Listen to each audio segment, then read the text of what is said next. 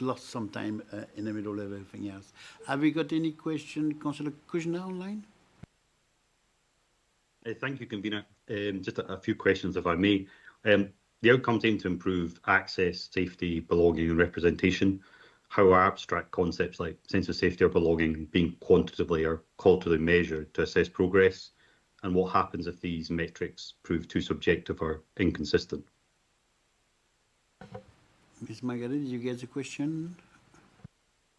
I will try to yourself, Chair. Yes, something like safety and belonging is interpreted in different ways. For some, it is feeling safe in their own household, some is belonging. The LOIP projects are one of the kind of numerical projects that report on progress on such things. And then there is the non-measurable ones that we have through focus groups that we tell and understand, and the increased reporting in hate crime or prejudice reporting and incidents is the other way that we measure these.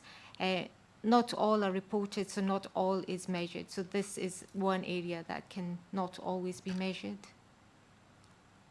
Does that answer your question, Councillor Kushner? Somewhat, Convener. I'll just crack on with other questions if I may. The report also ties workforce diversity to service improvement, but can we just have a bit of clarity how tracking employees' protected characteristics directly relate to better job performance or organisational outcomes, as opposed to focusing on skills, qualifications or merit? Who wants to take that one? Ms. Scott? Thank you, Convener. And it is a challenging one to measure. I suppose one of the ways we've done that in the employee experience survey is asking employees themselves, is their perspective that diversity and equality improves productivity? And what we've seen overwhelmingly in the employee experience survey is that employees are responding yes to that answer. So that's one measure we have of exploring that. It would be true to say that we haven't compared diversity information against employee productivity. If there's an appetite to explore that, yeah, it's not one we've objectively measured or explored at this point, I would say. Does that satisfy you, Councillor Kushner?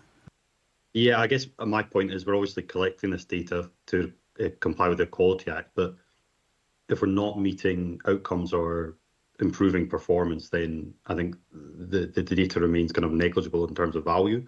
So just my last question is, what specific and measurable outcomes, such as improvement in service and leadership, have been obtained through this equality procedure over the last 5 years? Ms. Scott? I'll respond to the first bit first, if that's okay, and then I'll ask you to repeat the second one, Councillor Kuzner, because I think I missed the substance of it. The first one, I'd say there's such value in gathering equality information from employees.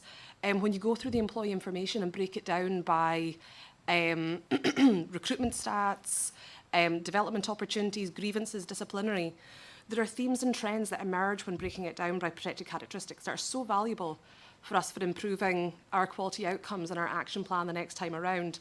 And I hope that when we come back and present our EDI action plan to Staff Governance Committee, those present would see the themes and trends that are quite clear from the employee information are being addressed through our action plan. So I'd say that the gathering of protected characteristics is really significant in understanding workforce trends, and we continue to do that. Yeah, feel free to come back to me on that, but if you could repeat the second part of your question, I'd be really grateful. Can you please? Yeah, thank you, Ms. Scott. It was more about what sort of measurable outcomes have we got. Obviously, you talked about benefits there of having that information, but it's just, you know, what sort of improvements in customer service have we provided? Because obviously we're a taxpayer-funded organisation and we need to provide value for people. So it's just how are we translating this information into better performance and better service, whether that's in managing people because we know more about them, so that we are a better performing organisation because we have this information, rather than we have this information and it's nice and we're meeting our legal requirements. Ms. Scott? Thank you, Convener, and thank you, Councillor Kuznier. What I would say is what we know about employee productivity is it's really linked to employee engagement and commitment. So if we remove the barriers from employees that prevent them from feeling safe and included in the workforce, the evidence behind that I don't have readily available, but I'm sure we can share by follow-up circulation, is that productivity does follow from employee engagement and commitment. So our focus is really on exploring the employee data to understand what prevents people from feeling safe and included and belonged at work, so that we can address that, put things in place to make sure that people do feel that Aberdeen City Council is a caring and supportive employer, and the intention would be that productivity would follow from that. But it would be true to say that we don't currently measure employee productivity by protected characteristic.